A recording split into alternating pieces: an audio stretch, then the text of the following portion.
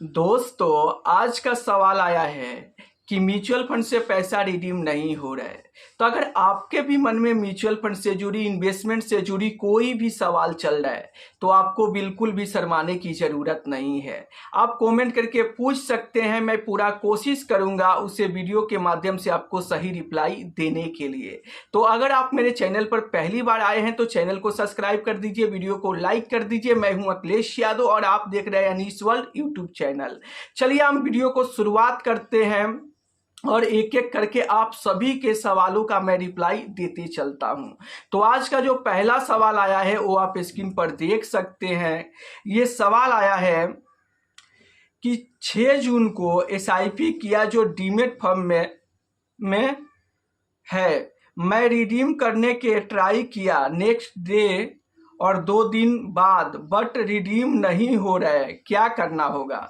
देखिए, अगर आप मान लीजिए कि आपका एसआईपी गया है 6 जून को और वो डीमेट फर्म में चला गया है और आप उसको रिडीम करना चाहते हैं और वो रिडीम नहीं हो रहा है, तो देखो डीमेट फर्म से आपको रिडीम करने के लिए ना यहाँ पर TPIN नंबर एक ठो बनाना पड़ता है। जब तक आप वो नंबर नहीं बनाओगे तब तक आपका पैसा रिडीम नहीं होगा।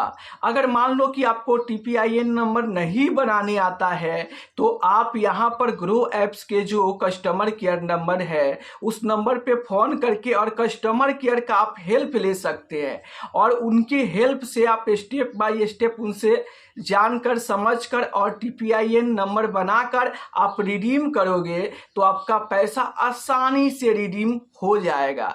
क्योंकि पहले जो इन्वेस्टमेंट होता था ना ग्रो के जरिए वो SOMA होता था, जब भी आप रिडीम करोगे तो आपका पैसा आसानी से रिडीम हो जाता था। लेकिन अभी जो आपका न्यू SIP जा रहा है वो नया फोलियो नंबर मिल रहा है, वो भी डीमेट अकाउंट में। तो डीमेट अकाउंट से आप पैसा डायरेक्ट रिडीम करोगे तो नहीं होगा। आप जब तक TPIN नंबर नहीं बनाओगे तो आपका पैसा रिडीम नहीं होगा। तो आप TPIN नंबर बना के रिडीम करोगे तो आपका पैसा आसानी से रिडीम हो जाएगा। अगर कोई दिक्कत होता है तो आप कस्टमर केयर का सहारा ले सकते हैं। चलिए अब मैं आपके सामने अगला सवाल रखता हूं और उसका रिप्लाई देते चलता हूं।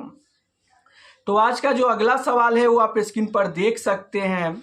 सर, मेरे 2 स्मॉल कैप म्यूचुअल फंड है, केनरा रिबोको स्मॉल कैप एंड बंधन स्मॉल कैप, बट मुझे लगता है कि केनरा रिबोको स्मॉल कैप अच्छा नहीं कर रहा है।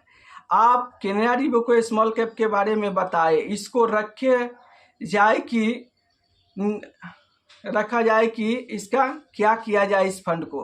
तो देखिए, अगर मैं केनरा रिबोको स्मॉल कैप फंड के बारे में बात करूं तो इसका रिटर्न आप स्क्रीन पर देख सकते हैं। इस फंड ने 1 साल में 7.7% का रिटर्न बना के दिया है।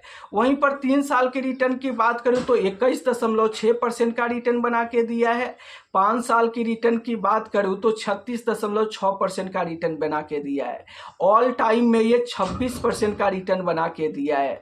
तो ऑलमोस्ट यहाँ पर रिटर्न के मामले में आप देख सकते हैं ये फंड 1 साल में 3 साल में अपने कैटेगरी एवरेज रिटर्न से पिछड़ रहा है, 5 साल में अपने कैटेगरी एवरेज रिटर्न को बीट किया है और ऑल टाइम में 26% का शानदार रिटर्न बना के दिया है।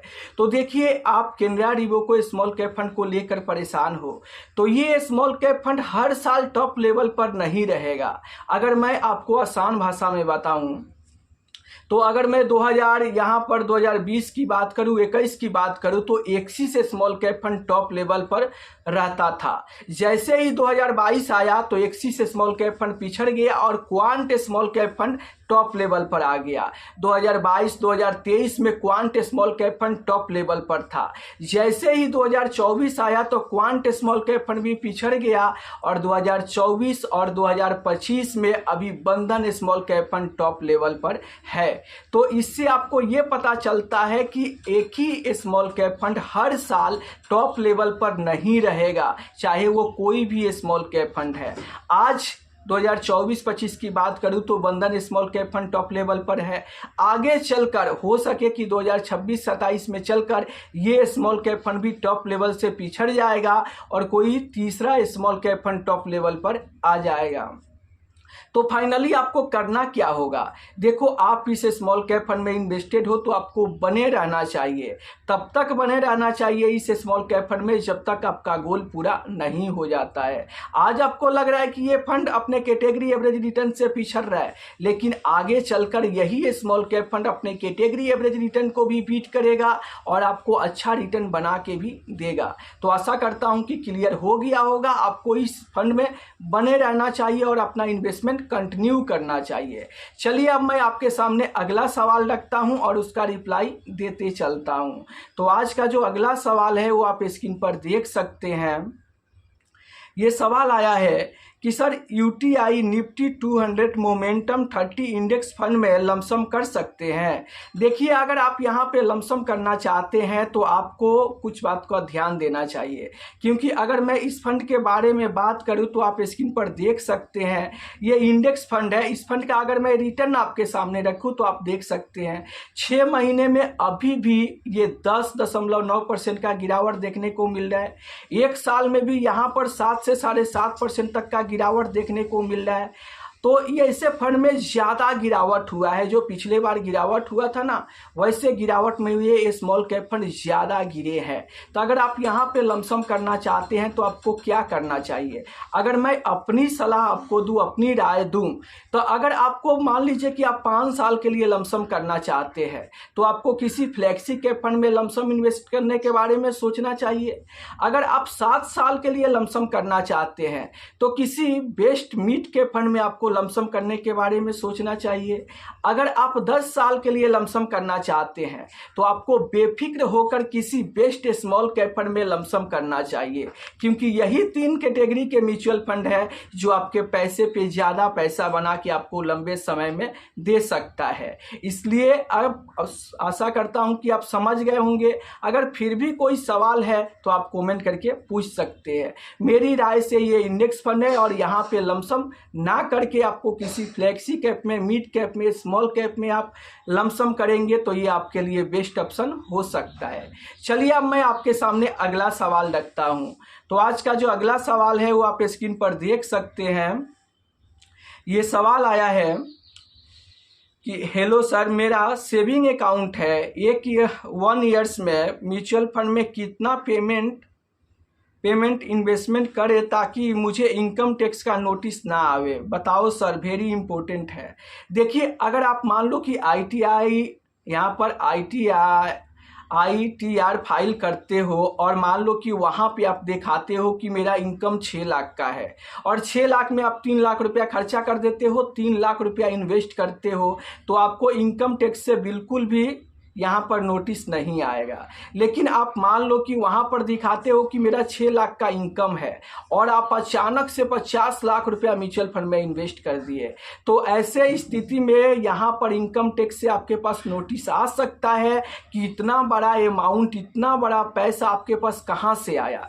तो वहाँ पर आपको दिखाना पड़ेगा कि ये लीगल पैसा है। हो सकता हो कि आप कहीं पर ज़मीन बिक्री किए होंगे या घर बेचे हैं, जिसके चलते आपके पास ये मोटा पैसा आया, तो वहां पे तो आप टैक्स पे करते हैं, तो आपको दिखाना पड़ेगा और दिखाने के बाद वहां पे आप इन्वेस्ट कर सकते हैं। कोई दिक्कत, कोई प्रॉब्लम नहीं होगा। तो इस तरीके से आशा करता हूं कि क्लियर हो गया होगा। और आप कितने की SIP करोगे? मान लो कि आप 50,000 रुपये तक की भी SIP करते हो तो कोई दिक्कत नहीं है, साल में 6 लाख का ही इन्वेस्टमेंट होगा। अचानक आप मान लो कि 50 लाख रुपया इन्वेस्ट करोगे तो वहां पर नोटिस आ सकता है, लेकिन आपको बताना पड़ेगा कि ये लीगल पैसा है। बताने के बाद आपको कोई दिक्कत, कोई प्रॉब्लम नहीं होगा। तो ये रहा आज की वीडियो। इस वीडियो को लेकर आपकी क्या राय है कमेंट करके जरूर बताना। अब देखिए, बहुत सारे लोग वीडियो तो देखते हैं लेकिन वो चैनल को सब्सक्राइब नहीं करते हैं, केवल वीडियो देखकर निकल जाते हैं। तो अगर आप वीडियो देख रहे हो, वीडियो के जरिए आपके सवाल का जवाब मिल रहा है, आपकी हर समस्या दूर हो रहा है, तो आपको वीडियो को भी यहाँ पर लाइक करना चाहिए, चैनल को सब्सक्राइब सब्सक्राइब करना चाहिए ताकि मेरा भी मनोबल बढ़े और मैं आप लोगों के हर एक सवाल का जवाब वीडियो के माध्यम से देता रहूं। तो अगर आप लोगों के भी मन में कोई म्यूचुअल फंड से जुड़ी, इन्वेस्टमेंट से जुड़ी कोई सवाल चल रहा है तो आप लोग को बिल्कुल भी शर्माने की ज़रूरत नहीं है। आप कमेंट करके पूछ सकते हैं, मैं पूरा कोशिश करूंगा उसे वीडियो के माध्यम से आपको सही रिप्लाई देने के लिए। तो फिर देर किस बात की, चैनल को सब्सक्राइब कर दीजिए और फटाफट कमेंट कीजिए। आपके हर एक सवाल का जवाब अगले वीडियो में आपको मिल जाएगा।